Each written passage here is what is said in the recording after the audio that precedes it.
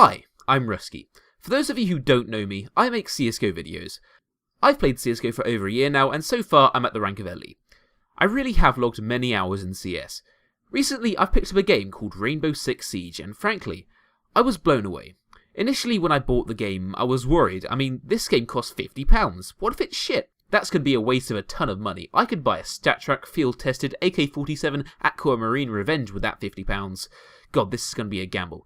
But after a few hours of playing, after learning about the game mechanics and getting a feel for it, I had an epiphany. This game is beautiful. It's so fun, yet hard and challenging.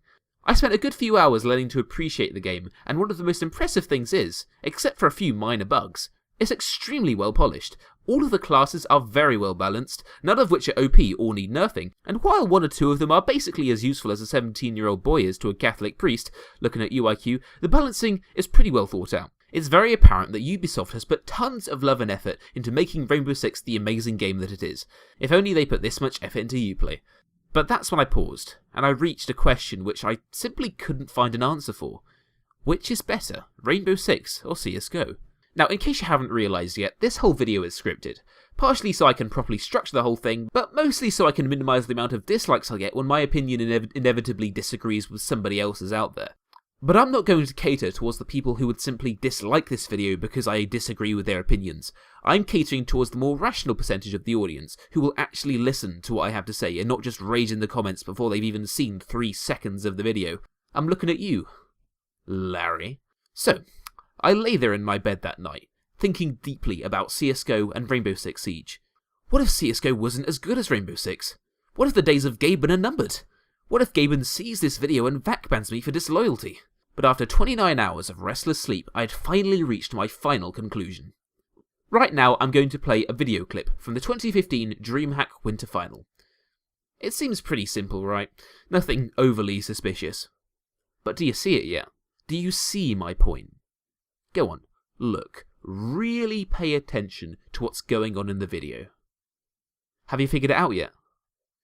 Okay, to those of you who did notice it, very well done to you, but the point I'm trying to make is that this isn't this year's DreamHack final. It's not even last year's final. It's not even the year before last year's final. This was the 2012 DreamHack final. This footage was filmed 3 years ago. Uncanny, isn't it? With the exception of the addition of skins, this game hasn't changed one bit since 2012. And there lies the extremely depressing truth about CS, that nobody has dared to face. In another 3 years' time, in the year 2018, this game will be exactly the same as it is now. And it's for that reason I regrettably have to say CSGO has become stale. But that's not the only reason I fear for Counterstrike's future. The main reason I fear for Counterstrike is because it's lost its soul. I love CS, I really do. I play it all the time, and I've started a very successful clan around CS that's already amassed over 100 players. But the problem is, CS has many flaws. The fact that for many people, this game has become a gambling simulator. The fact that every single match you play in CS is completely ruined by either smurfs or hackers. The fact that both me and all of my friends have to often take long breaks from CS because it's far too rage-inducing and toxic to carry on. About the gambling parts of CS, you are absolutely entitled to have your own personal opinion. But my personal opinion is that the gambling aspect of CS is a bad thing. You may disagree with that, but one thing you can't disagree with are the facts. While running my CSGO clan, I've met many children playing the game. I think in total about 9 children under the age of 12 have applied for my clan, the youngest of which was 9 years old. But after talking to them, after playing with them and getting to know them, there is one terrifying truth that dawned on me. Every single one of those children had gambled in CSGO. Every single one of them had spent what little money they had on CSGO case keys or CSGO jackpot. I even remember one kid who was almost crying when he was talking to me. He told me that he got £60 from his family for his birthday. He asked his mum to put his money on Steam so he could buy some games, but instead, within 1 hour, he had gambled it all the way on CSGO case keys. What made it even worse is that he would steal his mum's money from her purse after that, sneak out to the supermarket and buy even more Steam gift vouchers solely so he could go home and gamble it all away. He was 10 years old. And when you really think about it, It only makes perfect sense that they, like most of the CS community, would be hooked on gambling. All people look up to YouTubers as the celebrities of the gaming world. YouTubers are essentially role models, especially to impressionable kids. And when these impressionable kids see their favourite CSGO YouTuber jump on CSGO Jackpot and gamble away hundreds of dollars in a single sitting, what effect do you think that would have on them? Surely we aren't so naive as to think that it would have no effect at all. But the truth is, it implants an idea into every kid watching that gambling is good. It's why you don't ever see me doing gambling videos on my channel. Anyway, sorry, I digress. Anyway, that's enough about the bad side of CS. Let's focus on the good. So what has CSGO got going for it? CSGO has an incredibly successful competitive scene, and for many people it's a big attraction to the game. It's a point, but seeing as it doesn't really affect the gameplay of the game, I've decided to gloss over it for now. It has an extremely well-made matchmaking system that effectively separates the players by skill, and with the exception of Smurfs, it does seem to work very well most of the time. Another good point, it's cheap. It's only $15, and Rainbow Six Siege is upwards of $60. CS is easy to run, although almost every computer made in the last 5 years can play CSGO at a reasonable FPS.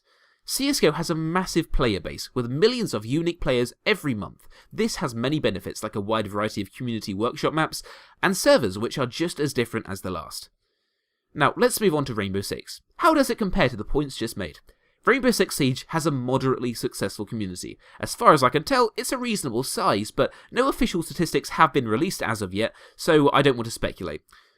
Rainbow Six Siege has no competitive scene as of yet. While there very well may be one in the future, again it will be pure speculation and nobody truly knows how that would play out. Matchmaking. Rainbow Six Siege does have a matchmaking system. Unfortunately, I haven't actually unlocked it yet, so I don't want to speculate again. Price. Like I said earlier, Rainbow Six Siege is quite expensive, being as much as any AAA title at $60. Rainbow Six is not exactly hard to run, but compared to CSGO, it requires a much more of a beefy PC to play it, although you can play Rainbow Six on consoles, which CSGO can't do. Well, the results seem pretty concrete. CS wins, right? Well, maybe not. See, statistics mean nothing if the actual core gameplay isn't that good. And after, there is one factor which matters a hell of a lot more than everything else. How does it play? What does it feel like when you breach that room, or plant that bomb, or get that no-scope? To find the answer to that question, I refer to my good friend Idris Elba. A few weeks ago, a trailer got released for Rainbow Six Siege, with Idris Elba talking through it. It all was seeming like a normal little trailer to me when Idris said this. In this arena, well, it's a nothing without brains. Maybe it was just his thick Cockney accent talking, but that captivated me. That simple phrase just struck a chord with me. It wasn't like another one of those pointlessly stupid commercial slogans like I'm loving it or finger licking good. It truly captured me because it was true. It made perfect sense. In this game, there are so many routes and avenues to take while attacking or defending an objective. Do you want to go in slow and sneaky like? Check your corners. Use your drones to see your enemies long before they can see you. Do you want to cause a distraction? As your teammates make noise across the room, you burst through, catching the enemy with their pants down and taking them all down before they even know what hit them. Or do you want to go in full YOLO swag mode, breach and clear using pure brute force and firepower to clear the room and seize victory? Let me tell you a quick little story. In Rainbow Six, there's a character called Thermite, who has two breaching charges, one being a long, slow and loud one that makes it extremely obvious where you are, but also can break through even the toughest of walls. There's also another charge that is instant and fast, but can't break through the tougher walls. This gave me an idea. Here was the situation. I knew there was an enemy in the next room, and he knew I was there too. But the thought was on my mind, how the hell can I kill this guy without risking my own life in the process? That's when I decided to implement a strategy I made up on the spot. I placed my normal breaching charge on the wall, then went round the corner and placed the thermite down. With a nervous breath, I triggered my thermite charge. I knew that I had about 3 seconds before it blew, and I knew it would be glowing a very bright light and it would be making a loud whistling noise attracting the attention of everybody else in the room. 3 seconds I waited, as I heard gunfire and explosions from the other side of the complex as my teammates were engaging the enemy in an all-out firefight. Suddenly, the whistling stopped. I knew it was time. I triggered my second breaching charge and instantly it blew away the wall right in front of me. I had timed it perfectly. The second charge blew simultaneously as the thermite did, completely masking the noise of the second charge. I peeked through the new dusty gap in the wall to see an enemy completely oblivious to the charge that had just ripped a hole in the room 3 feet behind him because he was so focused on the thermite charge across the room. A big mistake. I pulled my rifle up and within 1 second, he lay dead on the floor. A few seconds after that, round victory was spelled across my HUD as my teammates successfully killed the other enemies and their bodies had earned the same fate as their colleague. With nothing but my quick wits and tools, I thought on my feet and assisted my team in victory. Bullets are nothing without brains. Has anything that cool ever happened in Counterstrike?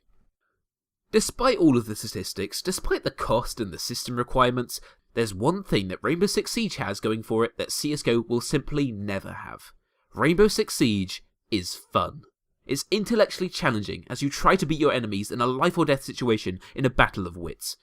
In CSGO, your choices and routes are extremely limited to 2 and maybe 3 possible avenues of approach.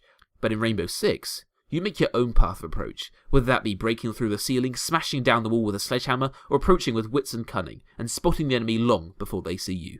So that's where I'm going to end today's video. In conclusion, CSGO is a great game. It has its moments, but if you're looking to be challenged, if you're looking to have your intelligence tested, but most importantly, if you're looking to have fun, Rainbow Six Siege is where you belong. Thanks for watching today's video, guys. In the future, I will be uploading both CSGO and Rainbow Six videos, as both games have their merits. But anyway, thanks for watching, guys. Please like and subscribe for more CSGO and Rainbow Six Siege, and I'll be seeing you guys in the next one. This video was sponsored by Rainbow Six Siege.